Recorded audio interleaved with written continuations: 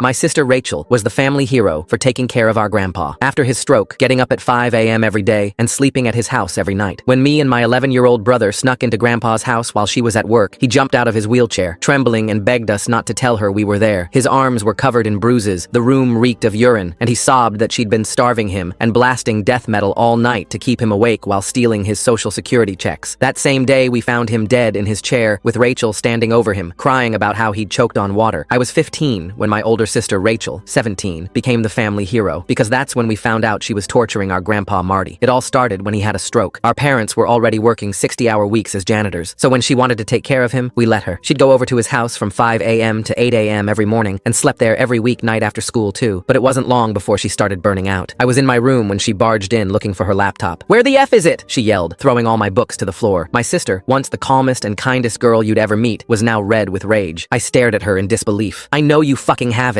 Her knee was about to hit my testes, so I made sure to speak really quickly. "It's beneath your bed." Immediately, her face softened. "Oh, right. Sorry for overreacting. I've just been stressed lately." Something shifted after that. Every week, Rachel had new stories about how hard it was caring for Grandpa, how he tried to hit her with her cane during an episode of Alzheimer's, called her names, refused him medications. Me and my little brother Sammy, 11, both thought she was awesome. In fact, our whole family did. Why wouldn't we? She sold the image of being a selfless teenager, sacrificing her life for someone else. So even when me and Sammy's arms were covered in injuries and bruises from Rachel's outbursts, I told everyone how amazing she was. So much so that even the teachers took it easy on her. But here's the weird part. No one else ever saw Grandpa being difficult. Every time Mom tried to help, Rachel insisted she had it under control. One time, I tried to surprise her with a gift basket at Grandpa's house. But when she opened the door, she immediately slapped me across the face. "How effing dare you show up and try to stress me out? I'm already taking care of someone, go F off." I just figured she was on her period and left her alone. And it wasn't until my 16th birthday that the truth finally came out. Sammy was doing a project about family history. I tried to text Rachel about it, but she just left me undelivered. So I did what any logical teenager would do in this situation. I helped Sammy break into Grandpa's house when Rachel wasn't home. I expected to be faced with a cute and delusional old man in a rocking chair with a soft smile. But when we walked in, Grandpa practically jumped out of his wheelchair, his whole body trembling. His eyes went wide with pure terror,